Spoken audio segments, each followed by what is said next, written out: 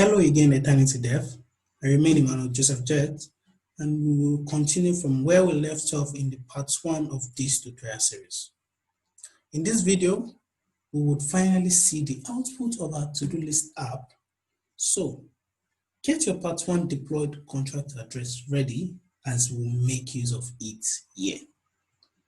If you haven't seen the part 1 video of this tutorial series, please do so as you learn how to write the ToDO List smart contracts and execute some project command that will get you your deployed contract address too. So let's head to my cloned Eternity tutorial repository for the part 2 of this tutorial. Now that we're here, we are good to go. I have published the front-end project on GitHub as a template repository, which we will start by cloning the repo. Then I will explain important aspects of the app and also show you how to add your previous deployed smart contracts address. So, before cloning the repo, this tutorial is created to show you how to make use of Æternity SDK to make an app depend on an identity app, where you won't need to make use of base app in order to communicate with your smart contracts. The ToDO List app consists of two apps, which is the identity app and the ToDO app itself. So sit tight and let's get started.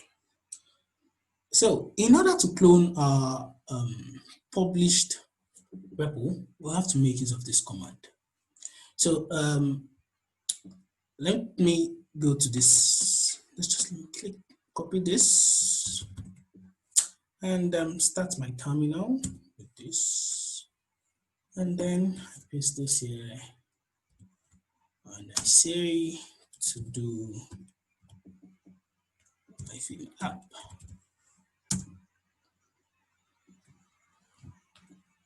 Then I'm going to open my VS Code in my ToDO app directory, which I'm going to say code ToDO app. Great. So I guess I can close this now, and we're good to go. As you can see here, I have this is the app directory, and this is the identity directory as explained earlier. So the first thing I want to do is to install the dependency on both our identity app and our app also. So I'm going to open this. Let's start with the identity, since our app is going to be dependent on the identity. So I'm going to open this in terminal. I'm going to run npm install,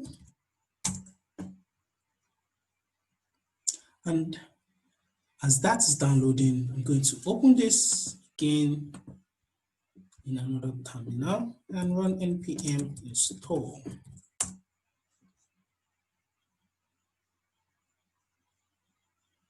So this is downloading all required dependency. As you can see, as the project said here, cd into our identity, run npm install, cd into app, run npm install. So to start our app locally, all we need to do is just to execute this command npm run serve on both directory, as we have our identity app and we have our ToDO List app. So I'm going to go back here and check for our progress. Okay, that is going. So our identity app, when served, would run at port at our local server on port 8080, while the ToDO List app would run on port 8081 on our local server as well. So that's still going. Let's wait for this to go, then we see the output of the to-do list app. So, okay, we have this.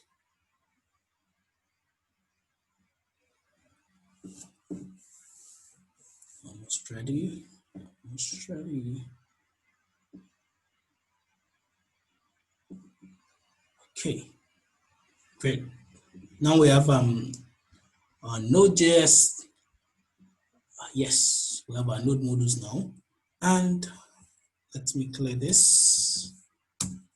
Then we can run our npm run serve command.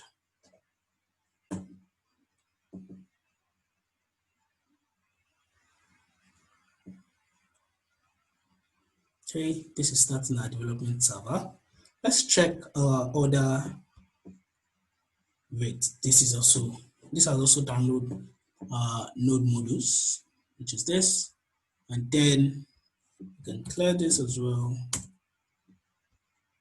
And let's see what this has for us. So this is building app already, and as you can see, compiled successful, and app is running at localhost at port 8080. So let me click this. So it opens our app, and great. This is our identity app opened, and at the moment you can see this is telling you refuse to connect, and that is due to we not starting our to-do list app itself. So I'm going to head back to this to-do app and go to this place and run npm serve. This will start our to-do list app now, and then you would see a new changes in our identity app.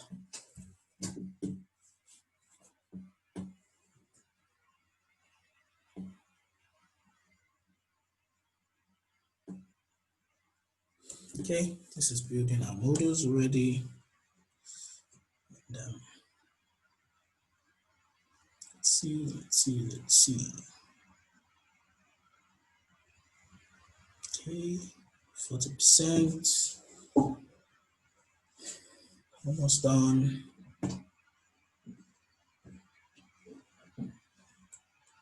And we have our identity app up and running. And this should be up and running soon. Great, almost there. Great. Now we have our to-do list app running at port 8081. Okay, as you can see, this place is telling you enter your wallet URL, which is your identity URL. In our case, it's 8080, so I'm just going to click enter. And if you see, okay, confirm that. That's not supposed to happen yet, because yes. So the first dialog we confirmed will the to-do list app initializing the smart contract. But as you can see, it keeps loading here because we've now added our contract address. And if we go back to identity app now and reload this page, we'll see the same thing. Okay, cool. Now, if you face this problem as well, in which superhero gives you this when you want to run your identity app,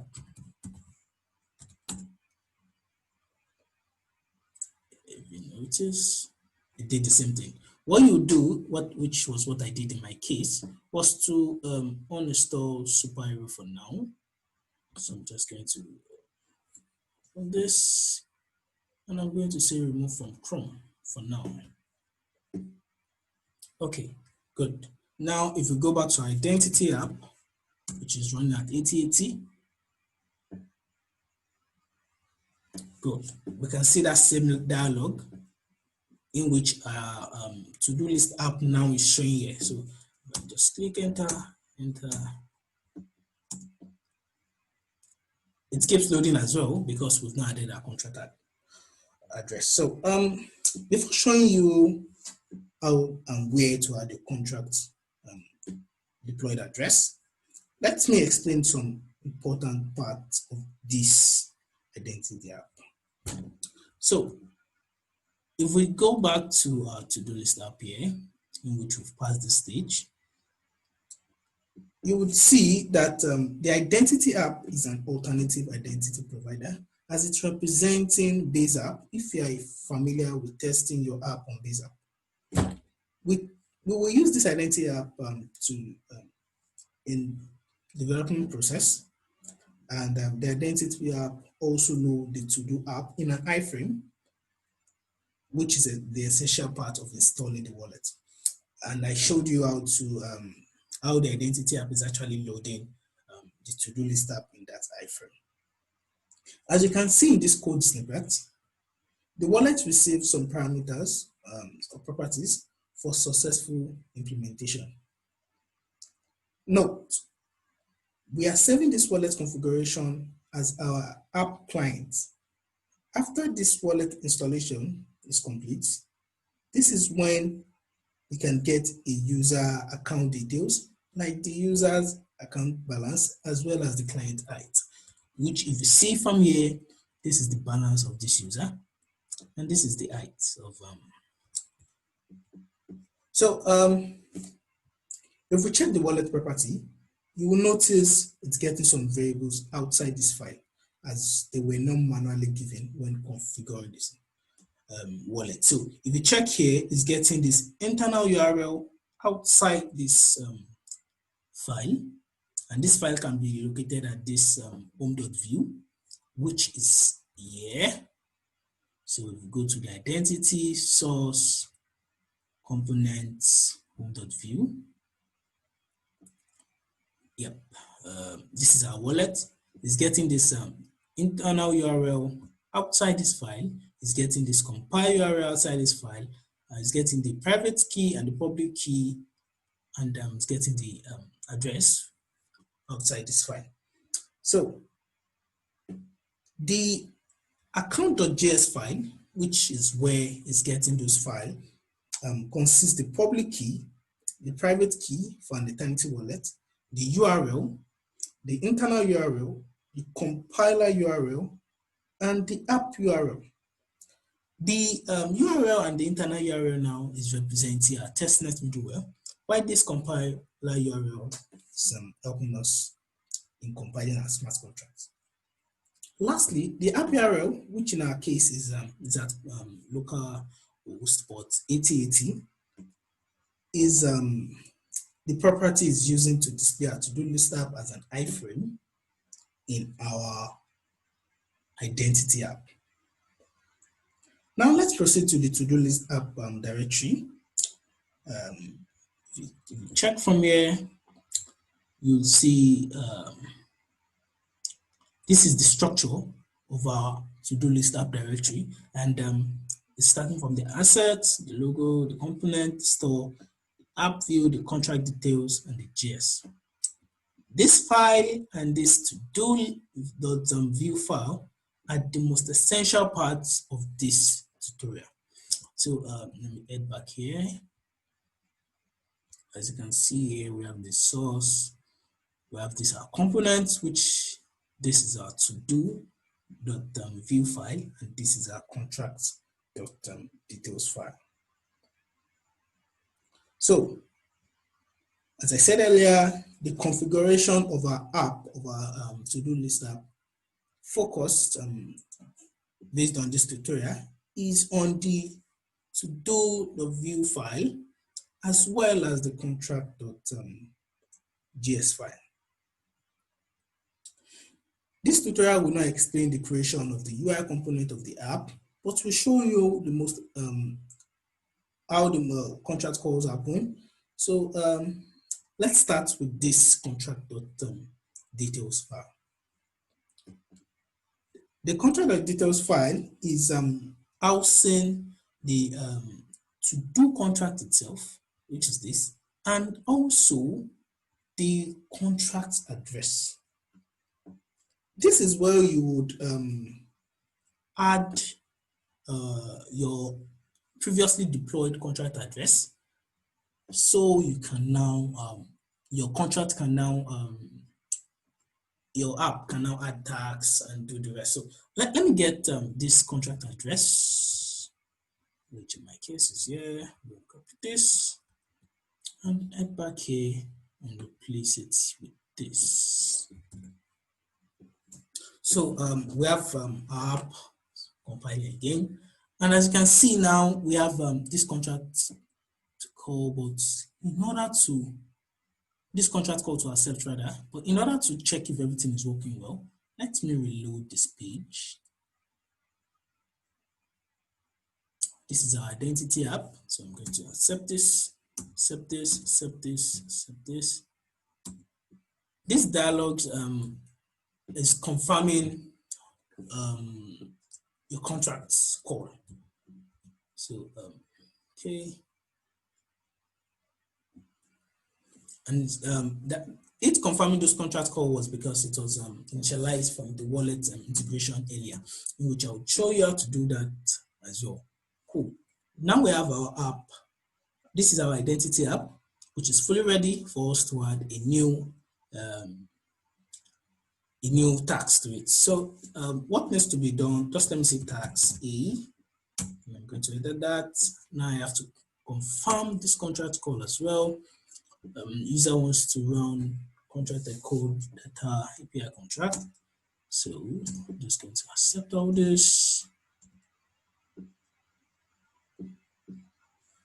This you accepting all those similar to when you accept a contract call using this app.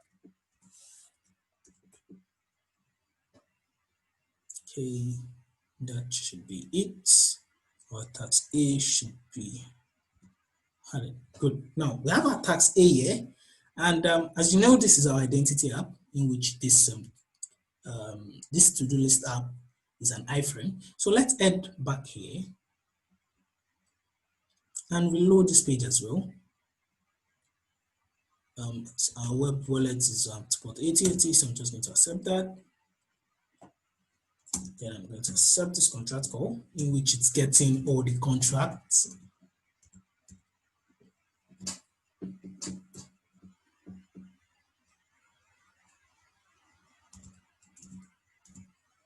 Great. As you can see, since it's on the same contract where we added tax A, even in our identity app, it's showing in our app now that we have a tax A. So if I complete this tax by clicking this place and then accept the contract call, our app now should be listed under completed. So I'm just going to come back here. Okay. Guess something didn't do something right, so just accept that again.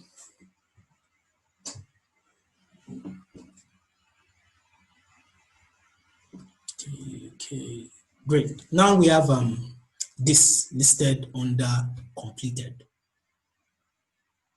Active, we have nothing active all here. So if you actually replace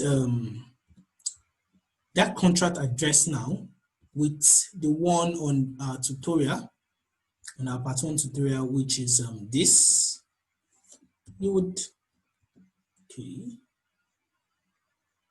made a mistake, let me get that back. That should be here, yep. Great, so let me get back here. It should be to do up. Paste that here. So we have our wallet to be 0 again. So I'm going to say this. We accept all these calls.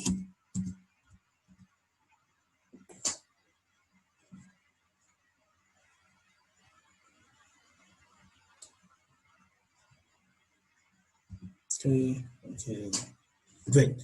As you can see, this were the tags listed on the to-do list app I copied on this contract address I copied rather.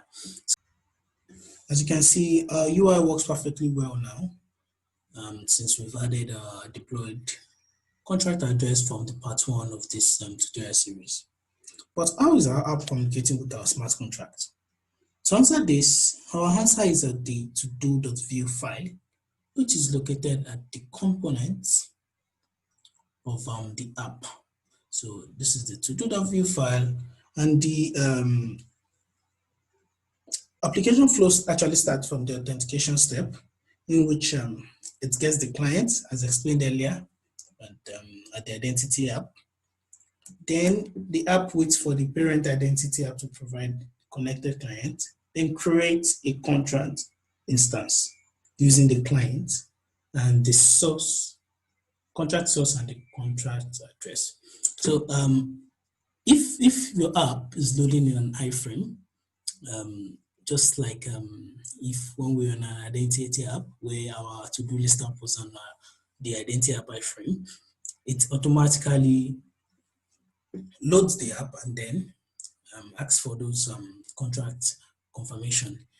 Else, if it's on a window.parent when it's not running an iframe, then it asks for this function.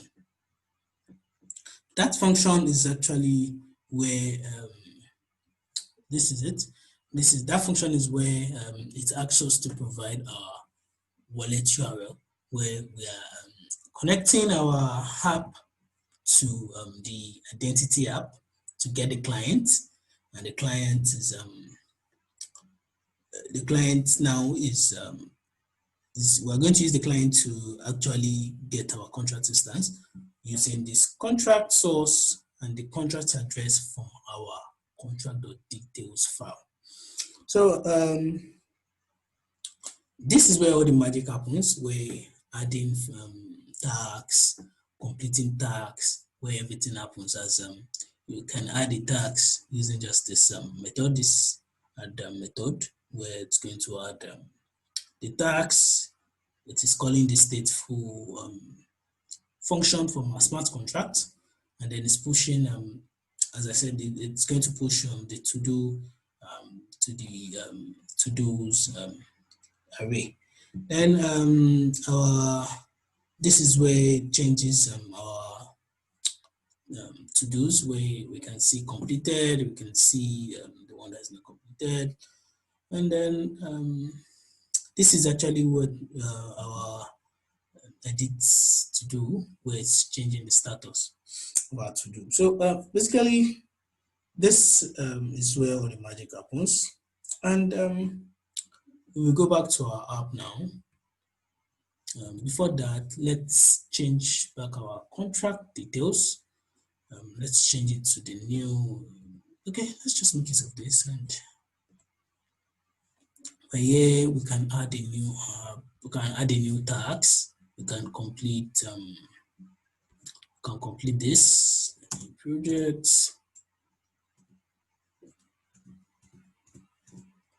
Those are the dialogues. Okay, now this task is completed, and those dialogues were actually initialized when we're creating our wallet in the identity app. As you can see from here, so as component on the view,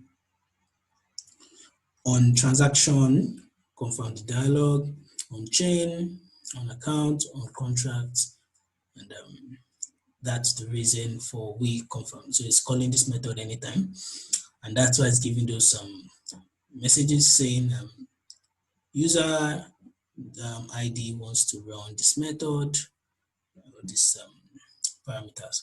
So finally, we've come to an end of this tutorial series where we built a ToDO List smart contract that was tested and deployed on testnet and also connected to our contract